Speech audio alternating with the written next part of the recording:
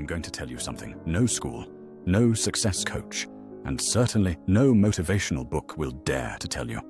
And it's not because it's complicated, it's because it's dangerous. This truth doesn't flatter you. It confronts you. It doesn't comfort. It shatters. Here it is. Your poverty didn't begin the day your bank account hit zero. It didn't start when you saw someone else have what you never dared to dream of. No, it started much earlier. It began with a whisper that said, "That's not for people like you. Be realistic. Don't reach too high." That whisper wasn't yours. It was planted by someone else's fear, passed down like a family heirloom. You thought poverty was about money. But no, poverty is a narrative. It's a script, one you didn't write, but were forced to memorize since you were a child.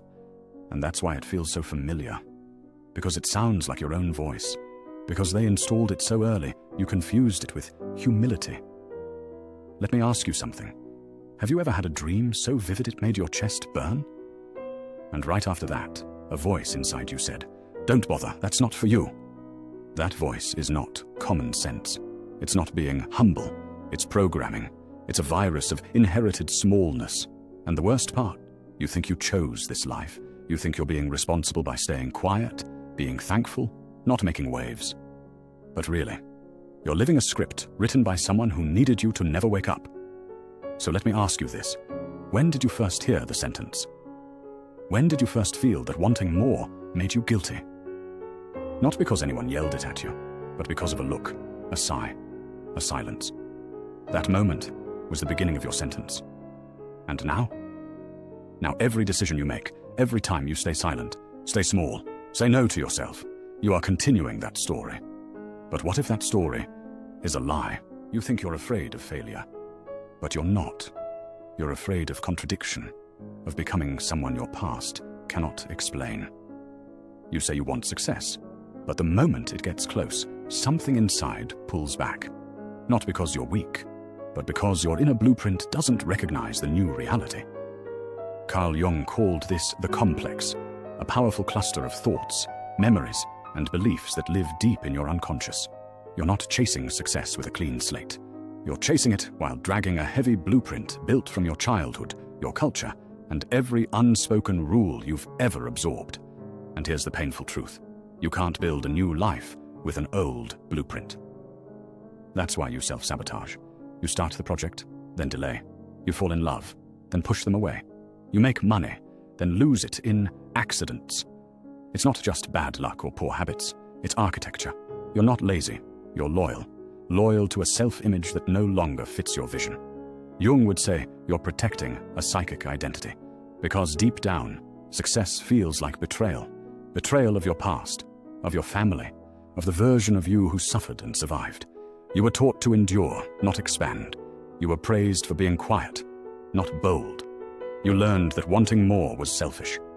So now, every step forward feels like treason. But what if that guilt is a signal? A signal that you're no longer inside the old map, that you've stepped into the wilderness where no familiar rules apply. And this is the price of change. You will outgrow who you used to be. You will disappoint people who loved your smallness. You will confuse those who defined you by your limits. And you must do it anyway. Because the old blueprint doesn't fit you anymore. Because you weren't born to be an echo. Because the real betrayal is staying in a life that requires you to shrink. So ask yourself, what rule did you inherit that you're finally ready to break? You've heard motivational speeches before. You've been told to dream bigger, to believe in yourself. But let's be clear, what you're fighting isn't just laziness. It's not a lack of effort. What you're up against is a mental architecture designed to keep you small. Not metaphorically, literally. And that architecture lives in your brain, in the silent assumptions you don't even know you carry. Poverty is not just a condition. It's a mindset, a script, a loop. One that begins with what you believe you're allowed to want. And if you're like most people raised in limitation, you were taught to desire just enough to survive. Not to thrive, not to shine, just to get by without causing trouble. But why? Why were you taught that? Because people who want more, people who believe they deserve more, are dangerous to systems built on obedience. Systems where you play the quiet, grateful role, The one who doesn't raise their hand. The one who never asks, "Why not me?" Let's talk about how this works in your head. The human brain is a prediction machine. It doesn't want to take risks. It wants to avoid pain. And if every time you tried to reach beyond your comfort zone as a child, you were met with criticism, shame, or neglect, then your brain coded ambition as danger. It recorded the pain, not the lesson. So what happens as an adult? You stop yourself before you begin. You tell yourself, "I'm not ready. It's not the right time. I'll start next year." But these aren't decisions. They're defenses. Psychological walls built to protect the scared inner child that still lives inside you. The child who was told they'd be punished for asking for more. And here's where it gets more twisted. Every time you don't act on a dream, every time you stay quiet in a meeting, every time you nod, even when you disagree, you are reinforcing the same poverty pattern. You are casting a vote for the version of yourself that was trained to settle, to play small, to stay invisible. The worst part, you don't even notice you're doing it. That's how deep the conditioning goes. You confuse it with humility. You think you're being realistic. But what you're really doing is maintaining an inherited fear, one that never belonged to you in the first place. And this fear, it's not just mental, it's physical. Neuroscience has shown that early childhood trauma and emotional repression literally shrink parts of the brain involved in motivation and decision-making. Your body stores hesitation. Your nervous system learns that safety means silence, that survival means submission. This is not your fault, but it is your responsibility. Because now you're no longer a child. Now you're the adult. Now you're the one in charge of the script. And unless you confront the inherited narrative that says you are not enough, you will pass it down, just like it was passed to you. Let's talk about learned helplessness. It's a term from psychology that describes what happens when someone is exposed to pain or failure repeatedly without the ability to escape.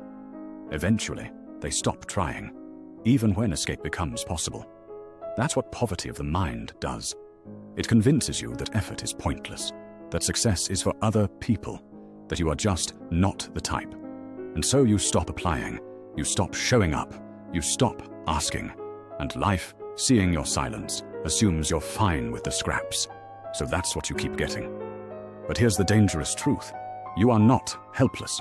You are just rehearsing a script that no longer serves you, and you have the power to rewrite it. You start by noticing the voice in your head, not silencing it, witnessing it. Who told me I wasn't enough? Whose fear am I carrying? What did I learn about ambition, risk, or wealth that keeps me stuck?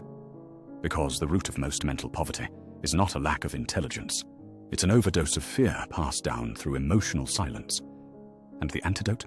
Radical responsibility, audacious self-inquiry, the decision to act before you feel ready, to speak before your voice stops shaking, to want more, not because you're greedy, but because you are no longer willing to live in a story that demands your invisibility.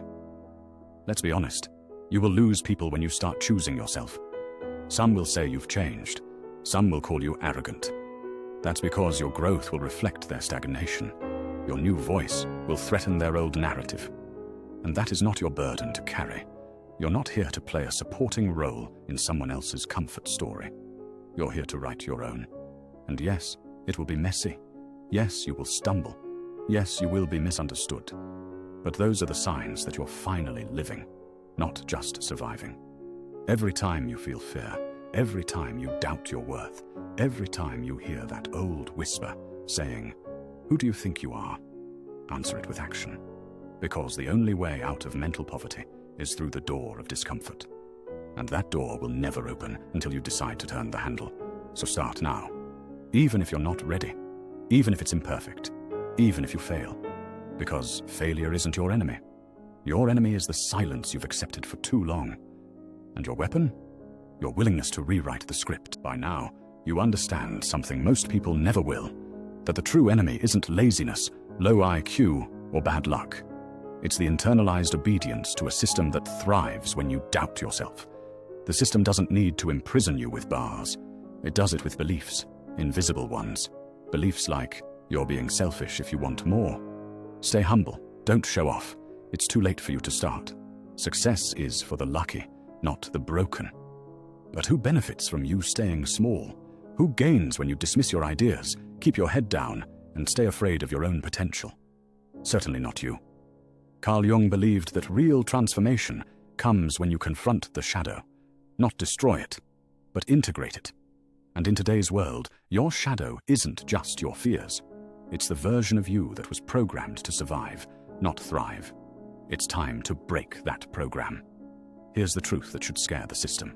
When someone who was trained to stay silent suddenly finds their voice, they become powerful. When someone who was raised to obey starts to question everything, they become unpredictable. And when someone who was conditioned to feel shame begins to feel deserving, that's when the system starts to crack. So how do you make that shift? How do you move from mental poverty to psychological power? You stop playing by the rules that were designed to keep you invisible. That means 1. Redefining humility. True humility is not shrinking yourself so others feel comfortable. It's knowing your worth so deeply that you don't need to prove it or hide it. 2. Challenging inherited beliefs. If your parents taught you money was evil, ask, did they learn that through wisdom or through survival? If you believe success is dangerous, ask, who taught you that, and were they free themselves? 3. Choosing visibility. The system trains you to be silent. Your healing begins when you decide to be seen. Speak your truth. Show your work. Let your ideas breathe, even when they're not perfect. 4. Owning your story. You are not a victim of your past. You are the author of what comes next. That doesn't mean ignoring your pain. It means using it as material, not as a chain. 5. Practicing psychological rebellion. Every time you choose action over fear, honesty over performance, clarity over confusion, you rebel. Not with fists, but with awareness. And here's what they won't tell you. Once you stop asking for permission, the game changes. You realize that most people are playing a role, not living a life. You realize that most norms are just fear in a costume, and you, no longer sedated by distraction, start to wake up. You become dangerous, not because you hurt others, but because you refuse to betray yourself. That kind of person? They can't be controlled. They can't be manipulated with shame or scarcity. They don't need external validation because they've met themselves in the mirror and chose truth over comfort. That's the person you're becoming. Yes, the process will be lonely. You'll outgrow people. You'll be misunderstood. But solitude isn't a curse. It's a sacred invitation. To rebuild, to reset, to rise. Carl Jung wrote, "The privilege of a lifetime is to become who you truly are. That privilege is not handed to you. You claim it, you earn it, you build it." So here's your blueprint. Rewrite one belief today. Take one action your old self would avoid. Say one sentence out loud that makes your voice shake. Do it again tomorrow. And if you ever doubt your power, remember this. The system doesn't waste time suppressing things that aren't a threat. The fact that you were trained to doubt yourself is the biggest evidence that you were never average. You were just dangerous. And now you're waking up. So stop waiting for the perfect moment. You are the moment.